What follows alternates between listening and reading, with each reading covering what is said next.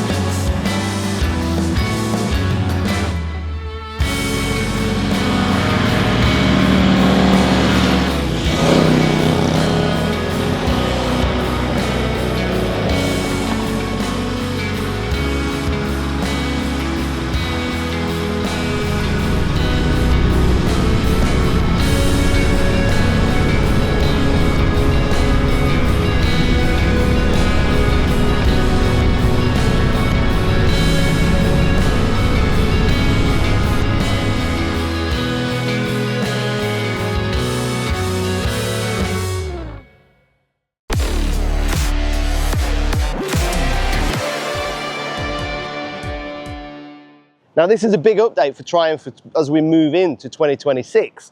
So I'm going to refer to my best man's kind of speech card and then firstly do it off the top of my head. So from the front going back, new brakes, so we've got new calipers. They were Brembo before, now they are radial Triumph branded calipers. Front wheel, that's now lighter, so is the rear wheel. They were steel wheels, now they're alloy wheels, that saves a kilogram. But more importantly, that saves on unsprung weight, which I'll come on to very shortly. Suspension was KYB, conventional forks, now we're upside down, and now they're by Showa. As we move further back in the bike, the engine is now Euro 5+. Same power as before, same 64 horsepower, same newton meters, same torque, same RPM. So torque is at just 3250.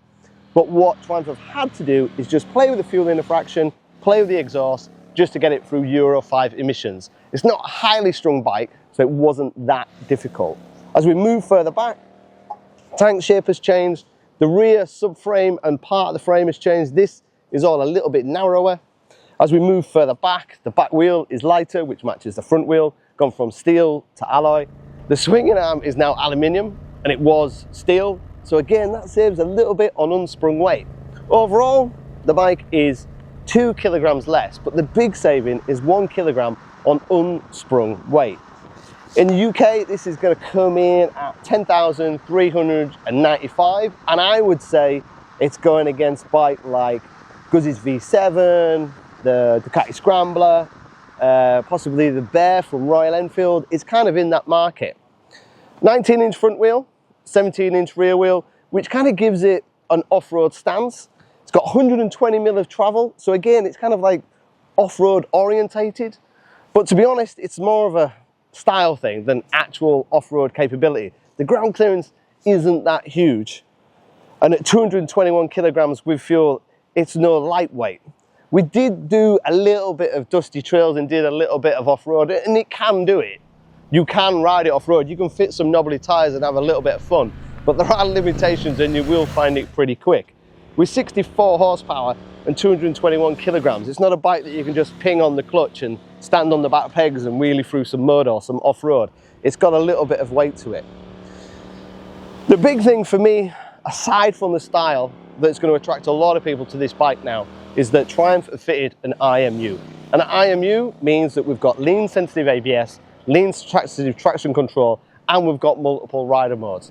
Before, when I rode the bike in Portugal when it was launched previously, it was a criticism I made of the bike that ABS was just conventional, it wasn't lean, and same with traction. But now we have that possibility. And if you want, you can turn the traction control off and attempt to do some wheelies and some immature fun.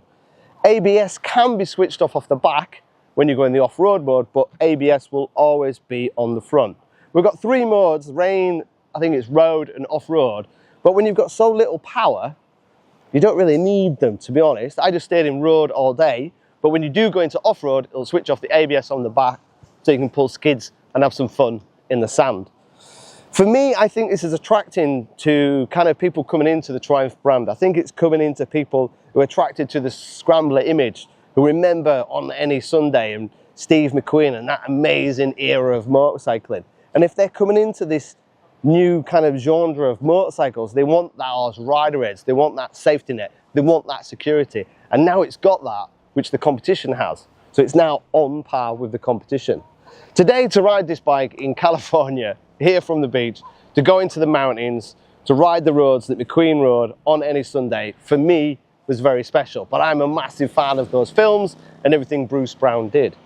But if you take the bike away and you take it to Germany or France or wherever, it's still going to be a usable, excellent bike with great fueling that's easy to ride, stylish, and can be personalized very easily and very quickly.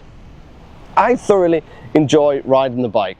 The 1200 is a big step. I've ridden the 1200 many times, but she is a big one. She's on stilts, she's quite radical, she's quite fun, but it takes a little bit intimidating, I would say, where the 900 isn't. The 900 is a very gentle, easygoing, friendly bike to ride that looks really cool.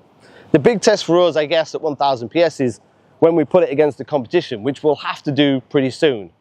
But in terms of what it's like to ride this bike here in this special environment on those special roads, massive tick. Triumph were a little bit behind the competition in terms of technology, and now they've pulled it up. But even though they've given it that extra technology and they've moved it into 2026, it still looks like the bike that McQueen could have ridden. I hope you enjoyed the review. Please subscribe as always. If you want to know any more technical questions about weight and wheelbase and suspension travel and all that information, fire the questions below. Me or one of the team will get back to you. Awesome day in California, can't beat it.